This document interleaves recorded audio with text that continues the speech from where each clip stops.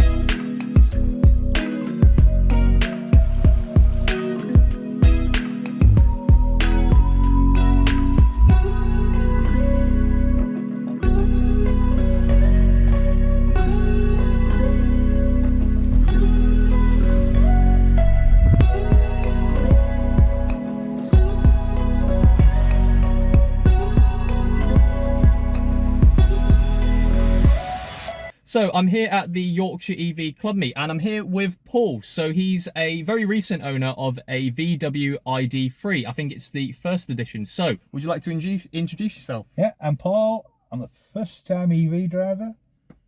Best thing I ever did. Well, I think we can finish there. Oh well, we're not going to finish there yet. So what I guess got you into EVs initially? I mean, what was your starting sort of story? Well, I got my last new car about 3.5 years ago, and I said to my wife then, the next one we're going to start looking, not necessarily EVs, but hybrids and things. And then I saw the Volkswagen, had a little test drive of it, about a 10-mile test drive, nothing spectacular, and I was just hooked, and that was that. Ordered it there and then. Sign on the dotted line, Yeah. I mean, to be fair, a lot of us EV owners have had that experience, I think. I mean, my one was a Leaf 30 kilowatt hour about in 2017, 2018. So, I was hooked the instant I drove one. So especially all the silent performance and things. So I can definitely feel exactly sort of what you went through and all the emotions, I guess, as well. People have got to try it. So many people diss them, but they've got to try them. They will be pleasantly surprised. Exactly. Yeah, that is kind of like the best phrase, like pleasantly surprised by it, because it really is just a new world, and an enjoyable world of that. It's a whole new world of driving, and it's so easy and so relaxing. And it's the quietness, the ease of it. Regeneration thing, 1 foot driving. I mean, one pedal driving, should I say. So easy. It's really good, and you know what? You've hit the nail on the head all the time there, really. So, in terms of what's your kind of like daily usage of it then?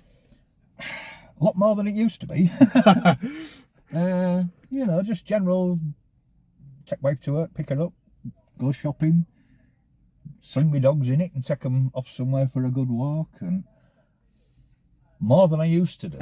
we were saying that, yes, at charging points now it's a very good excuse to go walk the dog and do all those sort of things. So yeah. So yeah, most certainly. I used to do, I would say, 100 mile a week, nothing special. In that I'm doing 200 easy. I just drive it for fun of it. Oh yeah, that's another thing. You genuinely just go and drive it. I mean, especially with the ID3, I absolutely love that car to bits. I remember first seeing them sort of on car transporters and things on my way to work and thinking that is going to be a game changer. Yeah, that is effectively the new Golf. I'll put some footage here of the ID3, but yes, it is. It is going to be the future people's car, isn't it? It's a fantastic little car. Mm-hmm. It's.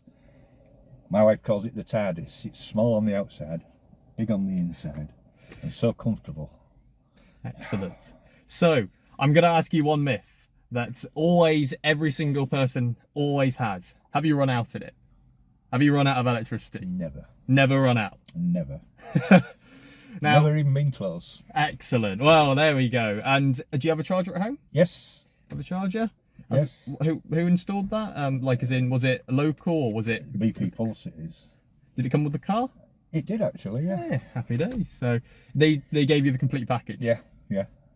Excellent. Yeah. And finally, if you don't mind me asking, how much does it cost you to run? Truthfully, nothing. Nothing. I've only ever charged it on pod point chargers at Tesco's car park. I've done 2,500 miles. It's cost me nothing, and it saved me, I was working it out yesterday actually, £400 in diesel. £400 in diesel. You know what? I mean, I use the Tesco pod points as well when I'm shopping out and about and things. And most certainly, I've done nearly 38,000 miles in this car. So, and I've nearly saved about £4,500 in fuel, I reckon, in total. Yeah. So yeah, the savings massive. But see, people talk about how much you save, how much cheaper it is to run an EV. Personally, I don't think it matters. Okay. I really don't think it matters. Even if it costs the same to run as, say, a diesel car, what difference does it make? It's a better car. You're right. I mean, there are so many little bits which I've noticed that you just don't experience in a petrol. I mean, for example, I had a courtesy car yesterday, manual petrol. And you know what? Changing gear when you're in traffic is just annoying. Like, you know, bear in mind, the first time I got in it, don't get me wrong, I stalled it twice because I completely forgot there was a clutch. But you know what? Not having to use my left foot for anything is quite a nice thing. Fantastic, isn't it? And it's the silence, isn't it? Like, genuinely, having a silent running of a car. A little bit of tyre noise and that's it. Yeah, and it's just, and also, don't get me wrong, all of these newer cars will have the toys. So, you know, you've got things like your lane keep assist and everything. And yes, you can get it on petrol and diesel cars, but for me, I don't know whether, I mean, Has it got active cruise and, you know, lane keep and things. Everything on there. For me, it's get on the motorway, swap it onto MG Pilot, and then just carry on as normal. I had it the other day. You're on a motorway, you're doing 60 mile an hour, you come up behind a lorry and you decide to pass it, say, and it accelerates from 60 like it does from north. Yeah. There's no difference. It just goes.